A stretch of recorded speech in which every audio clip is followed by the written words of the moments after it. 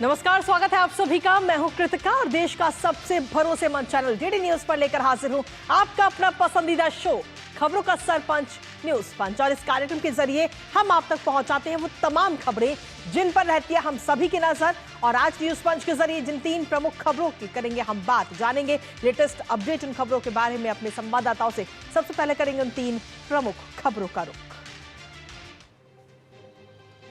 तो सबसे पहली और प्रमुख खबर प्रधानमंत्री नरेंद्र मोदी से जुड़ी, जिन्होंने एक बार फिर से पूरे देशवासियों से अपील की है कि देश के लिए स्वदेशी ही खरीदे। मेड इन इंडिया को बढ़ावा देने की बात प्रधानमंत्री की तरफ से कही गई है। और किस तरीके से पूरे विश्व में भी भारत के जो प्रोडक्ट्स है वो इस वक्त नजर आ रहे हैं, बताएंगे इस खबर के बारे में विस्तार से आपको। लेकिन इसके साथ ही जो दूसरी प्रमुख खबर है वो है अमेरिका से जुड़ी हुई। जी हाँ, जहां पर इस वक्त अगर हम देखें तो छात्र अब अमेरिका जाकर पढ़ना उनके लिए काफी मुश्किल हो चुका है, क्योंकि अमेरिका की तरफ से एक ऐसा कदम उठाया गया, एक ऐसा अहम फैसला दिया गया है जिससे कहीं ना कहीं छात्रों की मुश्किलें अब बढ़ती हुई नजर आ रही है, जो अमेरिका में जाकर पढ़ाई करना चाहते हैं। नजर डालेंगे इस खबर पर विस्तार से। लेकिन साथ ही तीसरी प्रमुख खबर गजा और इजराइल को लेकर के, जहां 54,000 मौतों का आखिर जिम्मेदार कौन है, क्योंकि जब से ये युद्ध शुरू हुआ है तब से लेकर अब तक गाजा में 54,000 से ज्यादा लोगों की मौतें हो चुकी हैं।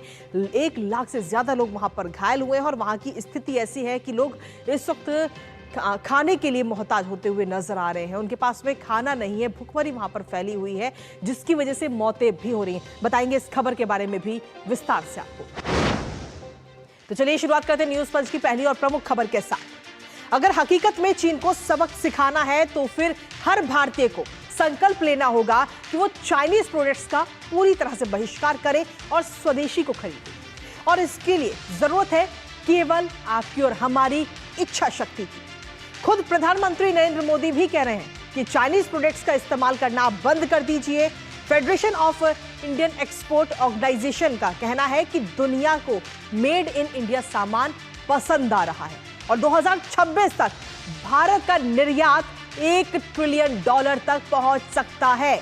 करेंगे इस पर चर्चा अपने संवाददाता से, लेकिन उससे पहले आपको दिखाएंगे कि प्रधानमंत्री नरेंद्र मोदी ने देशवासियों से क्या कुछ अपील की है, क्योंकि प्रधानमंत्री लगातार होली हो या फिर दिवाली हो, हर तीज त्योहार पर वो ये मैसेज और देशवासियों से ये अपील करते नजर आते हैं कि आप स्वदेशी को अपनाएं और चाइनीज जो प्रोडक्ट्स हैं उनको आप छोड़ दें। क्या कुछ कहा हाल ही में प्रधानमंत्री नरेंद्र मोदी ने, आपको सुनाते हैं।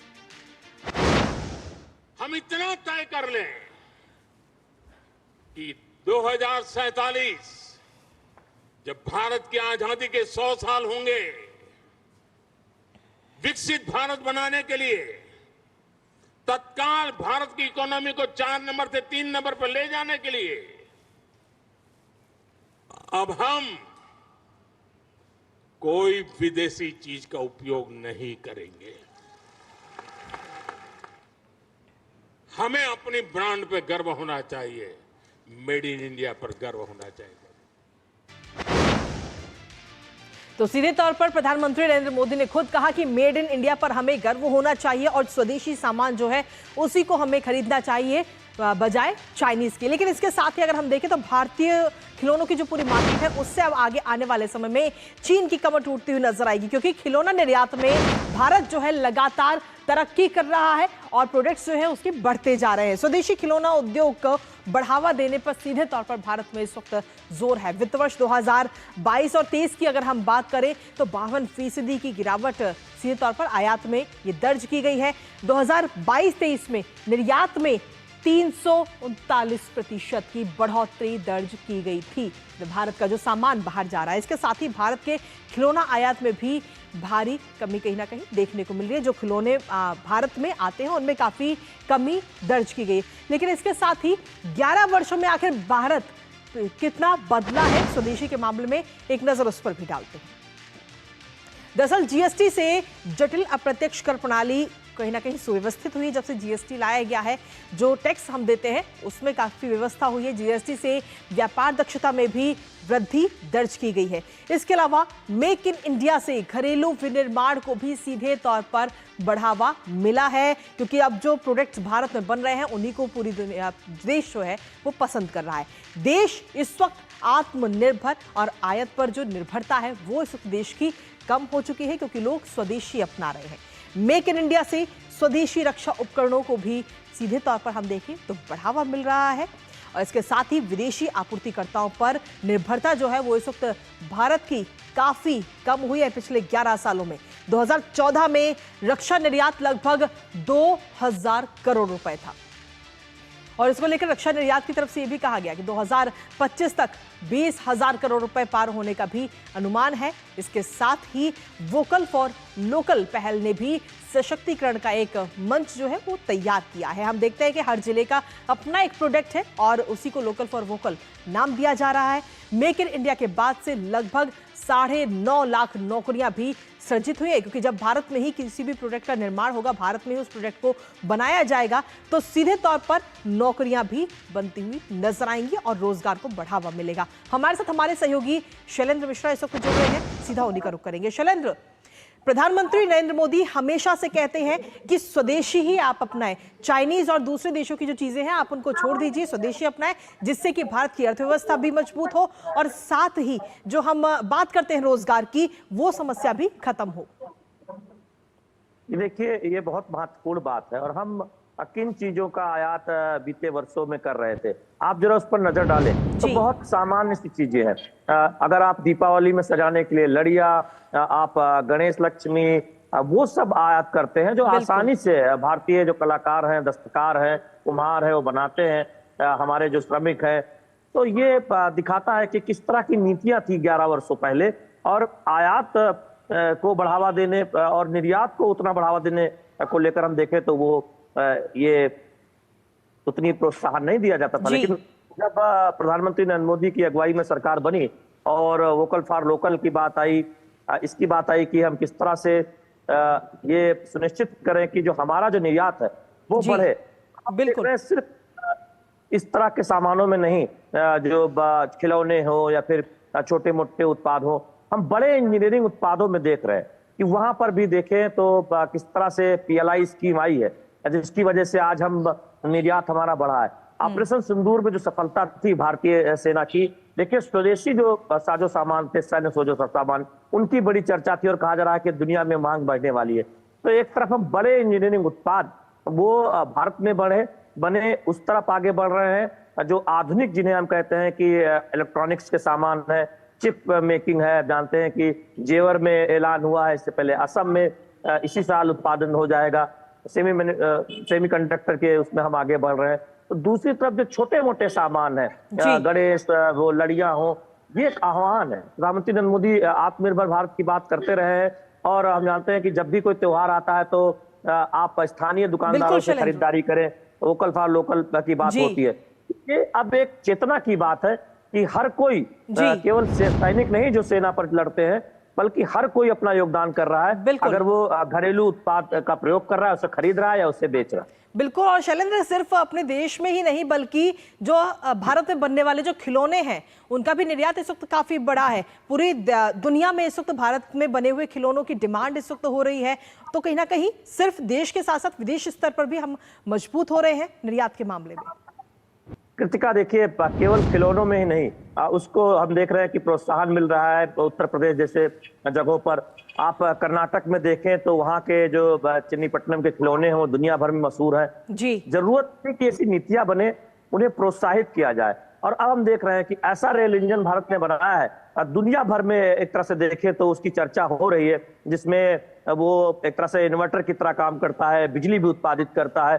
तो हम आधुनिक इंजीनियरिंग उत्पादों से लेकर खिलौनों और मूर्तियों तक हम चाह रहे हैं कि ये एक ऐसा माहौल बने जिससे जनता भी इस बात को समझे कि जो सामान आसानी से भारत में उपलब्ध है, पास पड़ोस में कोई बना सकता है, मूर्ति हो, लड़ी हो, उसका आखिर हम विदेशी सामानों का उपयोग क्यों करें।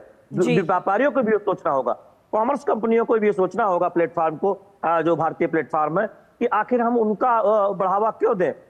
चीन का नाम तो नहीं लिया उस वक्त, लेकिन हम जानते हैं कि चीन के तमाम सस्ते सामान बाजार में भरे पड़े हैं, जो लड़ियां हैं या फिर खिलौने हैं या मूर्तियां हैं, वो हमारे भारत में बनते हैं, उनसे बेहतर बनते हैं, तमाम चीजों का ध्यान रखकर बनते हैं, तो हम क्यों ना उनके उपयोग को बढ़ावा दें। ये हम दुकानदारों की भी जिम्मेदारी है, आम लोगों की भी जिम्मेदारी है। तो यही बात प्रधानमंत्री नरेंद्र मोदी ने इशारों में कही है और बहुत महत्वपूर्ण है। पहले से वो आत्मनिर्भर भारत, वोकल फॉर लोकल की एक तरह से न केवल हिमायत करते हैं बल्कि तमाम कदम उठाए गए हैं केंद्र सरकार की तरफ से। चलिए, बहुत बहुत शुक्रिया तमाम जानकारी और अपडेट्स हमारे साथ साझा करने के लिए। इसी के साथ चलिए अब अगली महत्वपूर्ण खबर का रुख कर लेते हैं। अगर आप अमेरिका में पढ़ाई करने के लिए जाना चाहते हैं और फिर वहीं पर सेटल होना चाहते हैं तो एक बार डोनाल्ड ट्रंप की इस नई नीति को जरूर जान लीजिए, क्योंकि अमेरिका में पढ़ाई करनी है तो अब वहां राजनीतिक एजेंडों और साथ ही धरना प्रदर्शन जैसी चीजों से आपको बहुत दूर रहना पड़ेगा। दरअसल ये दावा हम नहीं कर रहे बल्कि अमेरिका के विदेश मंत्रालय द्वारा जारी किए गए इस नए दिशा निर्देश जो हैं वो इसी ओर इशारा कर रहे हैं। अमेरिका ने वैश्विक स्तर पर नई छात्र वीजा इंटरव्यू की बुकिंग को अस्थायी रूप से रोक दिया है और इस फैसले का सीधा असर उन तमाम छात्रों पर पड़ेगा जो अमेरिका जाकर पढ़ाई करने का सपना देख रहे थे। यह आदेश पूरी दुनिया में अमेरिकी दूतावासों और साथ ही कॉन्सुलेट्स को भी भेज दिया गया है। करेंगे इस पर चर्चा अपने संवाददाता से और जानेंगे फैसले के पीछे की वजह, साथ ही क्या होगा इसका असर। लेकिन उससे पहले आपको दिखाते हैं कि ट्रंप प्रशासन द्वारा लिया गया ये बड़ा फैसला। तो ट्रंप प्रशासन की तरफ से, डोनाल्ड ट्रंप की तरफ से ये नया फरमान है और अमेरिकी वाणिज्य दूतावासों को ये नया निर्देश जो है वो इस वक्त जारी किया गया है। स्टूडेंट्स हो या फिर एक्सचेंज विजिटर, FM और J वीजा पर सीधे तौर पर इस वक्त रोक लगा दी गई है। इसके साथ ही अब इन छात्रों की सोशल मीडिया पर जो भी इनके सोशल मीडिया अकाउंट्स हैं उनकी पूरी तरह से जांच की जाएगी और जांच अब ये अनिवार्य हो चुकी है। यानी कि अगर आप अमेरिका जाना चाहते हैं तो उससे पहले आपके इंस्टाग्राम, टिकटॉक और एक्स जैसे जो तमाम प्लेटफॉर्म पर जो आपके अकाउंट्स हैं उनको पूरी तरह से जांचा जाएगा। लेकिन इसके साथ ही आपको ये भी बता दें कि जो इंटरव्यू पहले से ही तय हो चुके हैं वीजा के लिए, उनमें किसी प्रकार का कोई बदलाव नहीं किया गया है। लेकिन अब आगे इंटरव्यू आप नहीं कर पाएंगे। नए जो इंटरव्यू हैं वो इस लिस्ट में नहीं जोड़े जाएंगे, नए अपॉइंटमेंट नहीं जोड़े जाएंगे। सीधे तौर पर हम देखें तो यहूदी विरोध और वामपंथी विचारों को रोकने का सीधे तौर पर ये मकसद है ताकि इसको रोका जा सके। लेकिन इसके साथ ही ये नया फरमान तो आया है। इस फरमान के बाद में अमेरिकी विश्वविद्यालयों पर इसका क्या कुछ असर पड़ेगा, एक नजर उस पर भी डाल लेते हैं, क्योंकि कई अमेरिकी विश्वविद्यालयों को इससे सीधे तौर पर नुकसान हो सकता है, क्योंकि कई सारे विदेशी छात्र वहां पर हर साल जाते हैं अपनी पढ़ाई करने के लिए। तो ऐसे में वित्तीय रूप से विदेशी छात्रों पर जो विश्वविद्यालय निर्भर हैं उनको सीधे तौर पर इस फैसले से नुकसान होगा। 2023-24 में अमेरिका की अगर हम बात करें तो 11 लाख से ज्यादा विदेशी छात्र वहां पर रजिस्टर किए गए थे। और विदेशी, इसके साथ ही अगर हम देखें तो अर्थव्यवस्था की अगर हम बात करें अमेरिका की, तो विदेशी छात्रों का 43.8 अरब डॉलर का योगदान रहता है विदेशी छात्रों का। और यही विदेशी छात्रों के कारण 3.78 लाख नौकरियां वहां पर पैदा होती हैं। लेकिन अब जो ये अहम फैसला लिया गया है, इस फैसले से सीधे तौर पर अर्थव्यवस्था को भी नुकसान पहुंचने की उम्मीद है और साथ ही जो वहां पर विश्वविद्यालय हैं जो कहीं ना कहीं विदेशी छात्रों पर ही निर्भर रहते हैं उनको सबसे ज्यादा नुकसान इस दौरान उठाना पड़ेगा। लेकिन इसके साथ ही अगर हम देखें तो इस प्रक्रिया की विवादास्पद ना माना जाए, ये बात वहां की सरकार कहती हुई नजर आ रही है। टैमी क्रूज की तरफ से ये बात कही गई। उन्होंने सीधे तौर पर कहा कि सरकार व्यक्तिगत वीजा मामलों या फिर उनसे लिए गए फैसलों पर सार्वजनिक रूप से टिप्पणी नहीं करती है। अमेरिका में प्रवेश करने वालों की पूरी गहन जांच होती है और यह प्रक्रिया भविष्य में भी जारी रहेगी, चाहे आप छात्र हो, पर्यटक हो या फिर किसी भी श्रेणी के वीजा धारक हो।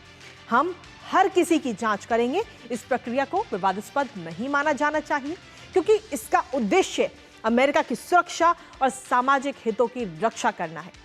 राष्ट्रपति ट्रंप और विदेश मंत्री रूबियो की प्राथमिकता ये सुनिश्चित करना है कि अमेरिका आने वाले लोग कानून का पालन करें और आपराधिक मानसिकता ना रखें और अमेरिका में अपने प्रवास के दौरान सकारात्मक भूमिका निभाएं।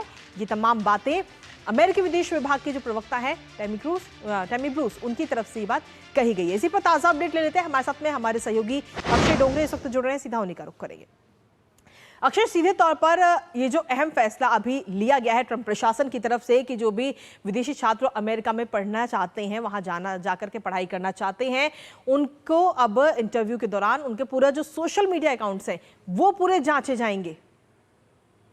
कृतिका, अगर आप हम सभी जानते हैं कि अगर आप किसी नई कंपनी में अप्लाई करते हैं एक नौकरी के लिए भी, तो भी आज के वक्त में सोशल मीडिया चेक करने की पॉलिसीज कई सारी कंपनियों में जगह जगह पर, हमारे देश के अंदर भी बनाई जा चुकी है। अगर आप जाते हैं तो आपकी सोशल मीडिया को चेक किया जाता है, क्योंकि आजकल आदमी, कोई भी व्यक्ति अपना आधे से ज्यादा वक्त सोशल मीडिया पे व्यतीत करता है। लोगों से मिलने के बजाय लोग इंटरेक्शन भी सोशल मीडिया पर करते हैं, और उसमें कई सारे लोग कई तरह की एक तरह से अपनी अपने ओपिनियंस वहां पर शेयर करते हैं। कुछ कंट्रोवर्शियल भी हो सकते हैं, लेकिन हर तरह से लोग अपने आप को एक्सप्रेस करने का तरीका सोशल मीडिया पर ही देखते हैं। तो अगर कोई कंपनी भी आपको नौकरी देने से पहले आपकी सोशल मीडिया चेक करती है, तो अमेरिका भी, अमेरिकी लोग भी अपने देश में अगर किसी को कोई उनके देश में जाना चाहता है, वहां पढ़ना चाहता है, तो लोगों का एतराज एक तरह से देखा जाए तो नहीं होना चाहिए अपना सोशल मीडिया चेक करवाने को लेकर।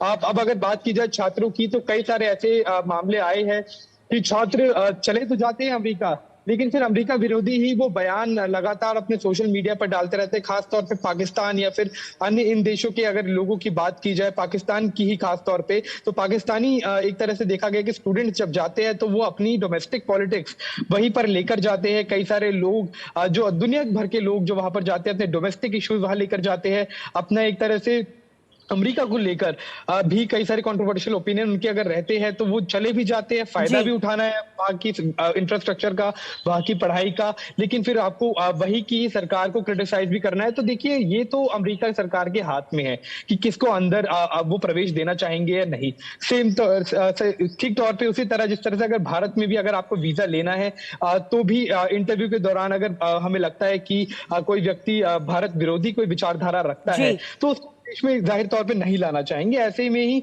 अब अमेरिकी सरकार की जो पॉलिसी है, वो वही चाहेंगे कि उनकी पॉलिसी के हिसाब से जो लोग चले वो आए, किसी तरह से कोई क्रिमिनल इंटेंट वाले लोग या फिर वैसे विरोधी लोग ना आए। तो इसमें देखी जाए तो मोटा मोटी, हालांकि ये एक झटका रहेगा कई सारे लोगों को, लेकिन अगर आप अमेरिका विरोधी विचार नहीं रखते तो इसमें आपको डरने की कोई खास ज्यादा जरूरत नहीं।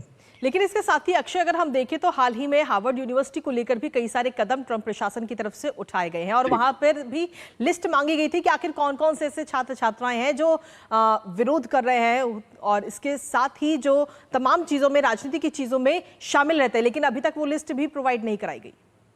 अब कृतिका, ठीक कहा आपने, चाहे वो कोलंबिया यूनिवर्सिटी हो या फिर हार्वर्ड यूनिवर्सिटी हो, जब इजराइल और हमास के बीच में युद्ध चल रहा था, तो हमने देखा कई सारे अमेरिकी विश्वविद्यालयों में छात्र एक तरह से अनशन पे, धरने पर बैठ गए थे, प्रोटेस्ट हो रहे थे, यूनिवर्सिटीज बंद कर दी गई थी।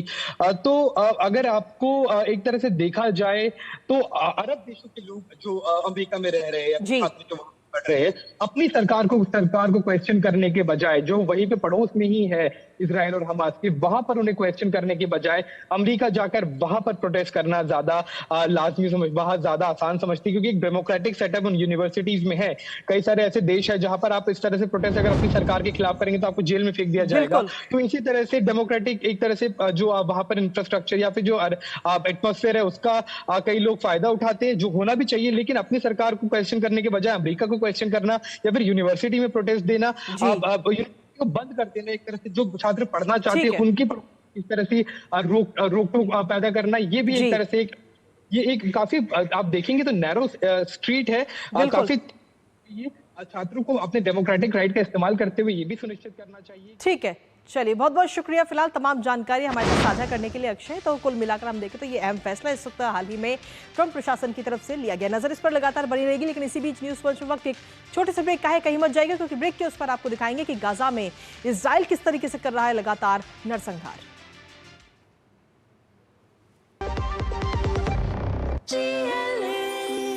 जो लक्ष्य चुना था समझ आने लगा है। GLA यूनिवर्सिटी, उच्च लक्ष्य की निश्चित प्राप्ति। मेरी पसंद, मेरी पसंद, मेरी पसंद, मेरी पसंद,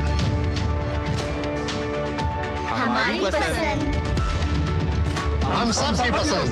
मजबूत देश का मजबूत सरिया हो गया स्टील। दादा, ये कौन सा प्लांट है? टैंजरीन, बहुत मीठा होता है, तोड़ना नहीं है। Free foreign trip, click on the link, अभी करता हूँ। दादू रुको, लिंक में क्लिक मत करना। क्यों? ये SMS स्कैम है, क्लिक करोगे तो आपके बैंक डिटेल्स होंगे चोरी। ओह, थैंक्स गप्पू, बचा लिया। ये देख तेरी समझदारी का फल। आरबीआई कहता है स्मार्ट बनो, कूल रहो।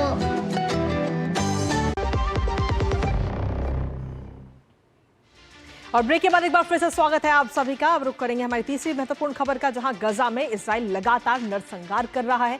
नेतन्याहू के आदेश पर आईडीएफ मासूम फिलिस्तीनियों पर लगातार भीषण बमबारी कर रही है, जिससे रोजाना सैकड़ों की संख्या में लोगों की जान जा रही है। और हाल ही में अमेरिका द्वारा पेश किए गए एक प्रस्ताव को हमास ने स्वीकार भी कर लिया है, जिसमें गजा में 70 दिन का संघर्ष विराम और 10 बंधकों की रिहाई इसमें शामिल है।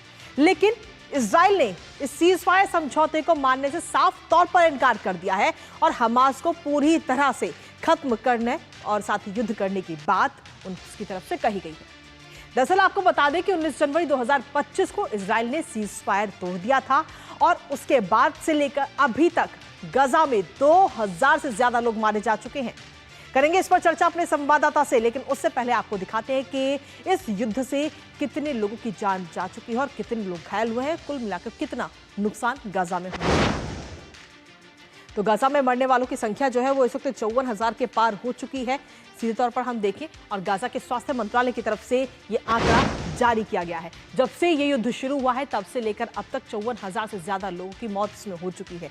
युद्ध की शुरुआत से लेकर अभी तक का ये पूरा आंकड़ा सामने आया, जहां 54,056 फिलिस्तीनी मारे गए हैं इस युद्ध के कारण। और सीधे तौर पर ये आंकड़ा अभी हाल ही में जारी किया, लेकिन इसमें साथ ही जो लोग मारे गए हैं उसमें बच्चे भी शामिल हैं, महिलाएं भी शामिल हैं और साथ ही बुजुर्ग भी इस आंकड़े में शामिल हैं।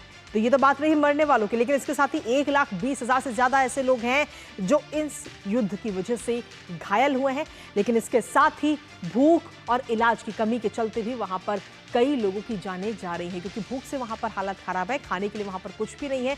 और यूएन और मानवाधिकार संगठन भी इस मानवीय संकट पर लगातार अपनी चिंता व्यक्त करता हुआ नजर आया है। 12 मई को यूनिसेफ और विश्व खाद्य कार्यक्रम ने भी सीधे तौर पर चेतावनी दी गई थी उसकी तरफ से, और चेतावनी ये दी गई थी गजा में 96% बच्चे जो हैं वो कुपोषित हैं और अकाल का जो खतरा है वो इस वक्त वहां पर मंडरा रहा है। गाजा की कुछ तस्वीरें इस वक्त आपको दिखाते हैं कि वहां पर अभी के हालात क्या कुछ हैं। पहली तस्वीर में आप देख रहे हैं कि किस तरीके से वहां पर पूरा तबाही का मंजर है। जो बिल्डिंगें हैं, जो युद्ध इस वक्त चल रहा है, इजराइल की तरफ से जो लगातार बमबारी हो रही है, उसका असर सीधे तौर पर इन तस्वीरों के जरिए आप देख सकते हैं। और लोग वहां से दूसरी जगह पर शिफ्ट होते हुए भी नजर आ रहे हैं अपने परिवार के साथ, और जितना वो सामान लेके जा सकते हैं उस सामान के साथ। लेकिन इसके साथ ही जो दूसरी तस्वीर में आप देख रहे हैं कि किस तरीके से भूखमरी के हालात वहां पर है।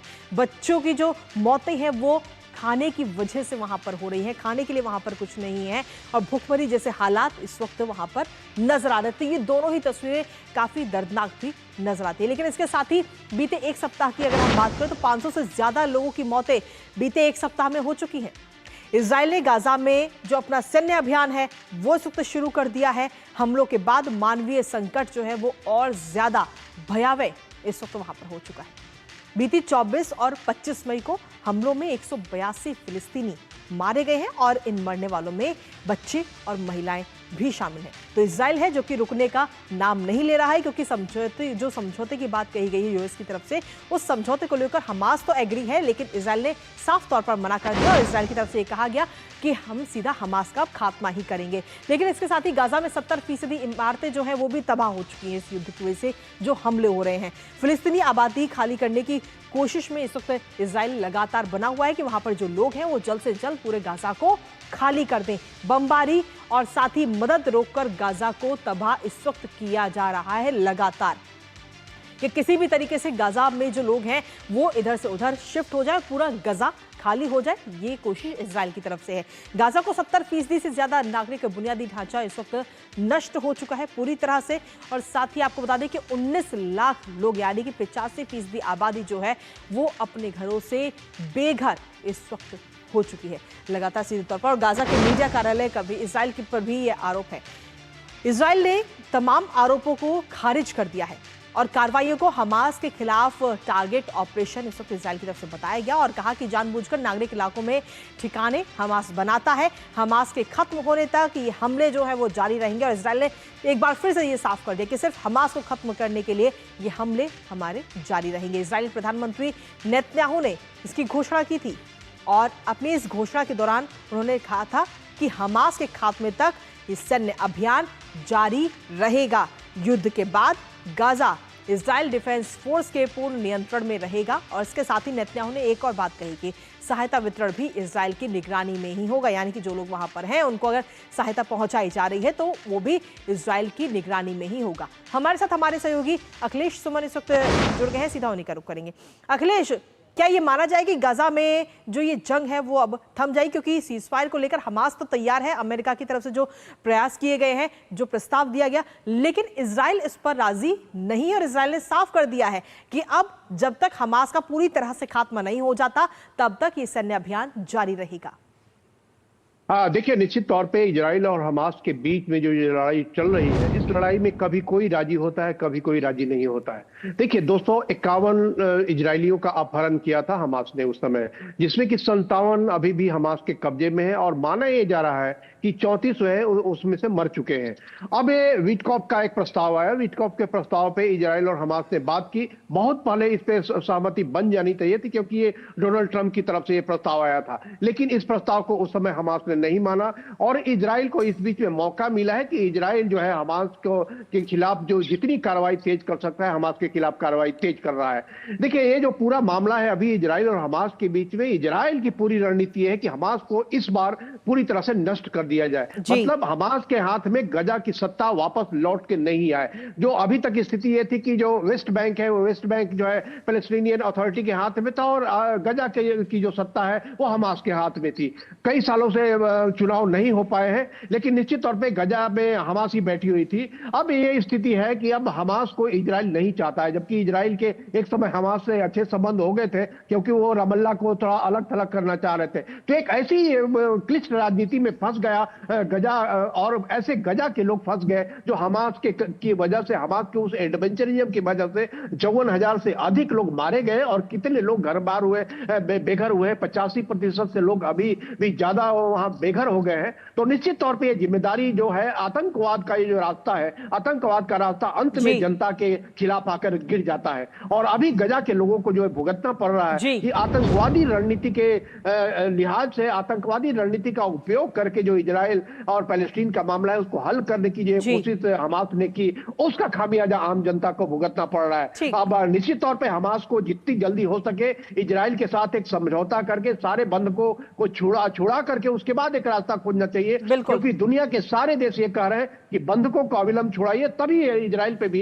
एक दबाव पड़ेगा, नैतिक दबाव पड़ेगा और दुनिया उस पर दबाव बना पाएगी। जी ठीक है, बहुत बहुत शुक्रिया तमाम जानकारी हमारे साथ साझा करने के लिए।